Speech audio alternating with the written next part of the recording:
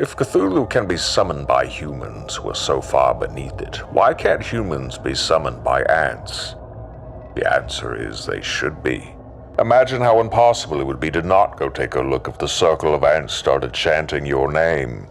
And they're like, "You can't leave because we drew a line made of tiny crystals. Now you have to do us a favor." And usually the favor is like, "Kill this one ant for us," or "Give me a pile of sugar." And you're like, "Okay." And you do, because why not? I came across this clip a few weeks ago. Initially it was quite funny. I mean, just imagine ants partaking in some human summoning ritual just to ask for some sugar. But then it really got me thinking.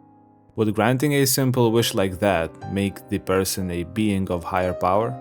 Can a human become a god? Egyptian pharaohs were kings of ancient Egypt and were considered gods by their culture. They held the titles of Lord of the Two Lands and High Priest of every temple. Pharaoh made the laws, owned all the lands in Egypt, collected taxes, and made war, or defended the country against aggression. The Egyptians believed that when their pharaoh died, he would continue to lead in the next life, which is why his burial was grand and completed to perfection. All of that was done to please him and ensure his immortality to protect his people in the next life. Ancient Egyptian religion believed in many gods. They represented natural elements, animal characteristics, or even abstract forces. For example, Ra, the god of sun, or Anubis, protector of graves and guide to the underworld. These sound supernatural, don't they? Then how come that a seemingly human pharaoh was seen as a god as well? During the second dynasty of Egypt, King Raneb linked his name with the divine and his reign with the will of the gods. Following Raneb, the rulers of later dynasties were equated with the gods and with the duties and obligations due to those gods. The pharaoh was considered a god on earth, the intermediary between the gods and the people. This is just one example of an imperial cult. It is a form of state religion in which an emperor, or rulers of other titles, are worshipped as demigods or deities. Such system of government isn't unique to the ancient Egyptians. It was also seen in Imperial China, ancient Rome, ancient Japan, and more. In present times, we understand that this was a great way of maintaining an absolute monarchy, and that most likely these rulers did not possess any divine power. But how do we know if someone is or isn't a god? By definition, someone with higher power is a spirit or being that has great power, strength, knowledge, and that can affect nature and the lives of people. This description is somehow very straightforward and vague at the same time. For example, what does having great strength even mean in this context? To win a fight against anyone? Maybe it's the ability to destroy everything in existence if desired. Possibly yes. But what if it's about the most important thing to every living being? Survival. Tardigrades or water bears are known as one of the most resistant organisms in nature. They are able to withstand temperatures as high as 120 degrees Celsius, pressure of around 15,000 psi, and are even able to survive in outer space.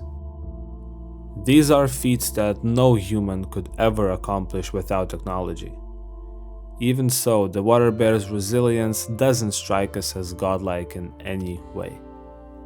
And that is because we humans evaluate other beings by our own standard. We study them, compare them to ourselves, and in doing so we achieve a level of comprehension that disproves any divinity of the subject.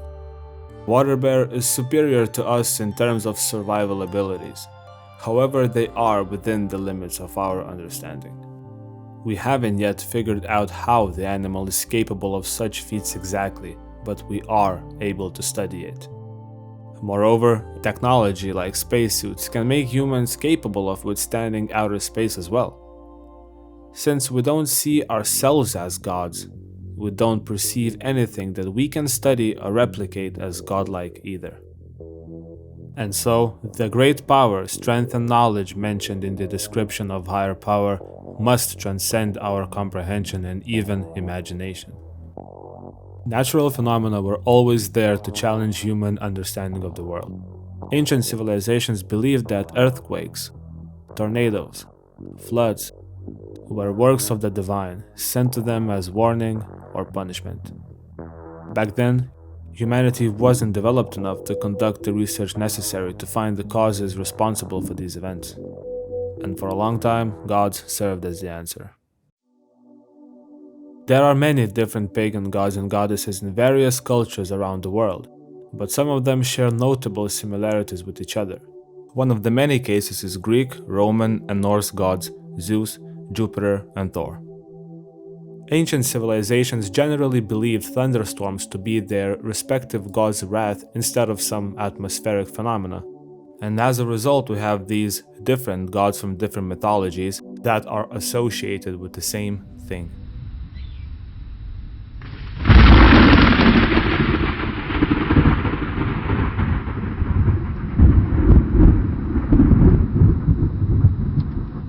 Scary, right? And that's exactly why being on good terms with the gods was really important. In order to achieve that, people built temples, sanctuaries, statues, you name it. Gods people believed in at the time weren't benevolent or loving, but simply powerful. They were busy with their own affairs, and ensuring humanity's prosperity and well-being wasn't their inherent responsibility. Now, going back to the ant and human situation, theoretically, this relationship could develop similarly. From the ant's perspective, the human fits God's definition quite accurately. He has great power, is strong and knowledgeable, and for better or worse, can definitely affect nature and lives of the species. It's the ant's limited understanding that would make the human seem divine in their eyes. So can you become God by granting an ant its wish? Well, it's a matter of perspective. In the eyes of another human, probably not. But if ants ever decide to start practicing religion, perhaps yes. And what's more, you might already be godlike to someone or something.